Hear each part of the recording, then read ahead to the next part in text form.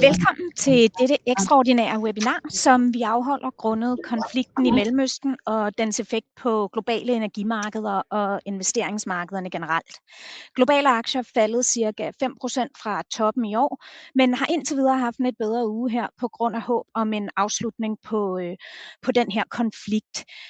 Så har vi set nogle kraftige stigninger i obligationsrenterne, og man må sige, at de her meget voldsomme stigninger, der har været i både gas- og oliepriser, det er jo altså noget, som har skabt en frygt for, at vi nu står over for et miljø med lavere økonomisk vækst, højere inflation, og lidt en situation på linje med, hvad vi så efter Rusland invaderede Ukraine, og vi jo også havde de her meget kraftigt stigende energipriser, som løftede inflationen og satte gang i nogle meget kraftige rentestigninger fra centralbanker på global plan. Den her frygt for lavere vækst og højere inflation, jamen den vil jo bestå, så længe der ikke kommer skibe gennem Hormuzstrædet. Men samtidig så har vi jo også set flere gange, hvordan selv små tegn på forbedring hurtigt kan få markederne til at vende rundt. I nat havde vi Filippinerne, de var ude og klage national undtagelsestilstand på grund af de her energipriser. Korea kører nu en landsdækkende energisparekampagne, og her i Europa så begynder presset også for alvor at stige.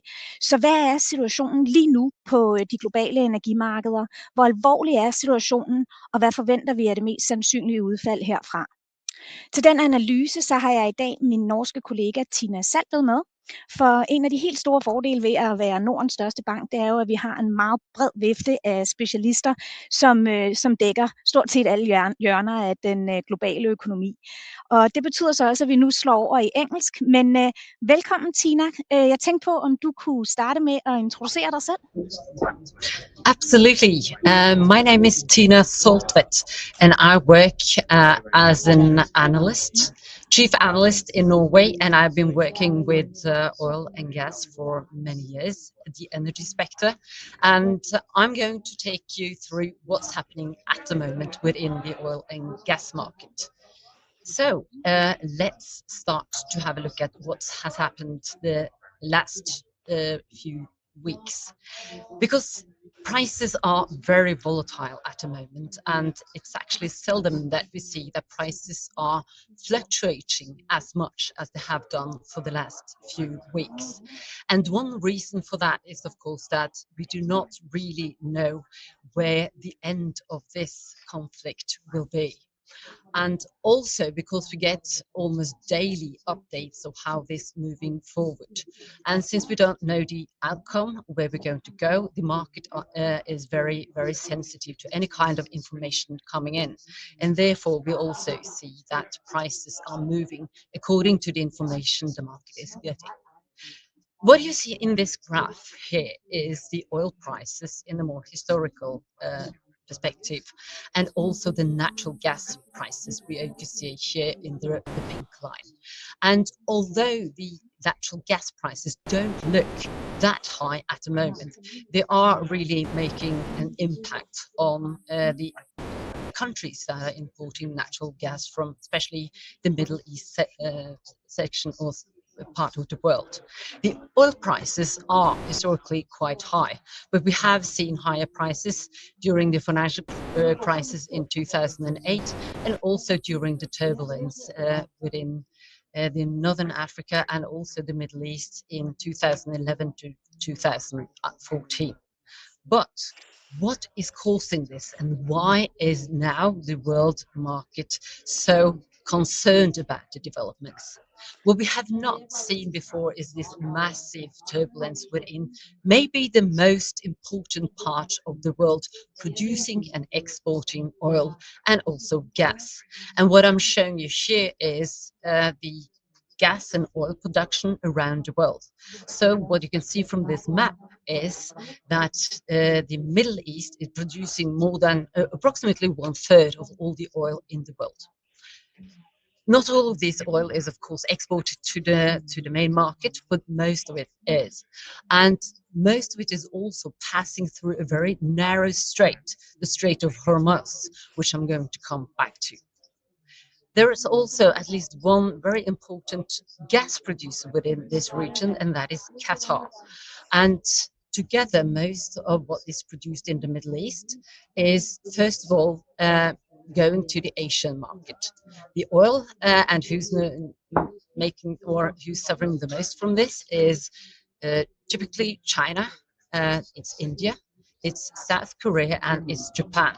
And for the natural gas, it's Southeast Asia and also China. But does that mean that we don't notice these differences or difficulties in the European market? Well, these are international global markets, and when the buyers of natural gas and oil will not get access to the oil or gas they usually did buy from the Middle East, of course they will look at they will try to find different supplies, for example, Northern Africa or Northern America, and there will be more competition and prices will rise. So that is exactly what we're seeing at the moment. There are global markets, and what's impacting the Middle East, such an important part of the world for exactly global oil and gas production. Can yeah, sure. Can I ask a quick question, Thina? Because read a lot of stories lately, and would you say where is it most critical as of now? Because there are stories about shortage of jet fuel, shortage of diesel somewhere, and also like components for plastics and fertilizers, and all sorts of actually very important components, or for the economy to function. So what are you seeing some pressure in any particular areas as of now? I think what we see the most is, of course, when we go into the petrol station and going to refill petrol or diesel on your car. But we have to remember that oil and also natural gas are the basis or input factors in most of the products you are using every day. So basically, when prices of oil and gas are rising, that will sooner or later have an impact on the total price of the products we're using. And also, one thing is that there are impact factors, but they're also most of the products and also services we're using are, of course, exported around the world. So transport prices are moving up as well. So this is why we're expecting to see that prices of most products will increase in the going forward. Yeah. And what I'm showing you here is that most of these products are going through the Strait of Hormuz. Are there no other ways out? Well, at the moment there is a pipeline going in Saudi Arabia, where you can get some oil out to the Red Sea. But also this oil might face this oil might face some challenges if they're going to the Asian market, because there has also been some turbulence in the Bab al-Mandeb Strait. So at the moment, what we're seeing is that there are less and less oil and gas coming to the market. Prices are rising. The International Energy Agency are trying to help out with the situation and opening up the emergency inventories we have in the world. They said we will access around 400 million barrels a day, but this will, of course, help a bit, especially to try to combat a further increase in oil prices in the very short term. And that will, of course, also have impact on all oil products. But in the longer term, if the Strait of Hormuz, where 20% of the oil and floating gas is passing through, there will be difficult, of course, to substitute this in the longer term. So that is more or less the situation we are seeing at the moment. Yeah, and you say it's about 20% of the total oil flows coming through the Strait of Hormuz, and around 20 million barrels each day, actually. But if you make these, if you redirect the oil through other pipelines, and now we have the strategic reserves also coming to the market, or a large part of the strategic reserves, how much can that sort of offset what we're not getting through the Strait of Hormuz? This pipeline could send approximately 7 million barrels a day. What's not passing through the Strait of Hormuz is around 20 million barrels a day. Yeah. So, of course, it's much less. Then the reserves that are open up to being used will be used only if there is a lack of oil or oil products in the market. But of course, it's now being used to try to stop the prices of moving up further. So how long will this last? Well, we don't know, but that depends on how the conflict will move on. But what we do know is that if they don't open the Strait of Hormuz, there will be less and less oil and gas coming to the market, and the surplus which we had at the start of this year is moving down, and it could be a deficit, and we're moving soon into this area. Then we risk, of course, that the prices will continue to move up. Then, at the point where they decide to open the Strait of Hormuz, we also have to look at how long will it take to repair the parts of the infrastructure that has been damaged. And so the day, if the Strait of Hormuz is opening tomorrow, it still will take at least 5 to 6 months before actually the markets start to flow probably better. And on the natural gas side, it might take a couple of years before the infrastructure there could be repaired. So it will take time.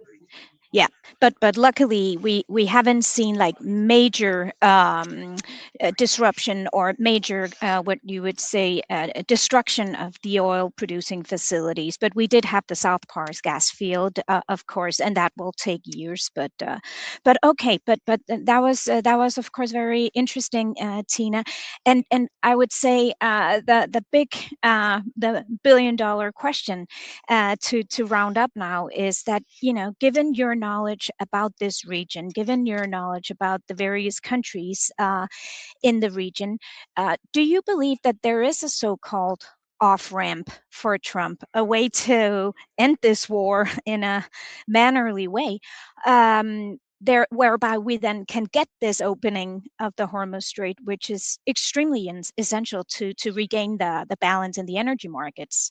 Do you believe that is a possibility? Well, as you're saying, this is $1 million question, and we really don't know. But we know that this strait is so important for very many of the countries around the Persian Gulf. So all of them are interested to get this strait open and pushing for that at the moment. So I think at least this is what they are working for, all of them. I have seen from the news we've seen lately that it might actually that Iran starting to take a toll, put a price on shipping through different ships around the canal, but we don't know how, or the strait, but we don't know how that will work out. But it's so important that I guess this is what all of the countries around there are working for at the moment, and hopefully it will open soon. Thanks a lot, Thina. Thanks a lot for joining the call today. And nu slår jeg lige tilbage over i dansk her til slut, fordi at lige her afslutningsvis, så vil jeg meget gerne lige sådan runde af med at sige og understrege, at vi jo i Nordea altså vurderer, at sandsynligheden for en nedtrapning af den her konflikt, den er høj. Og det indebærer jo så også, at effekten fra de her stigende energipriser, effekten på vækst og inflation og også virksomheders indtjening. Som det er lige nu, så vurderer vi, at effekten den er håndterbar. Og derfor så har vi altså ikke været ude at ændre i vores investeringsstrategi. Vi har ikke ændret i vores anbefalinger, og vi mener fortsat, at der er et ret godt afkastpotentiale for både aktier og også for obligationer. Men meget afhænger jo selvfølgelig af varigheden af den her krig, og også hvor omfattende skader der kan nå at komme på olieinfrastrukturen, hvis de her kampe altså ikke er helt overstået, som det godt kan ligne. Men tusind tak, fordi I så med, og igen mange tak til dig, Thina.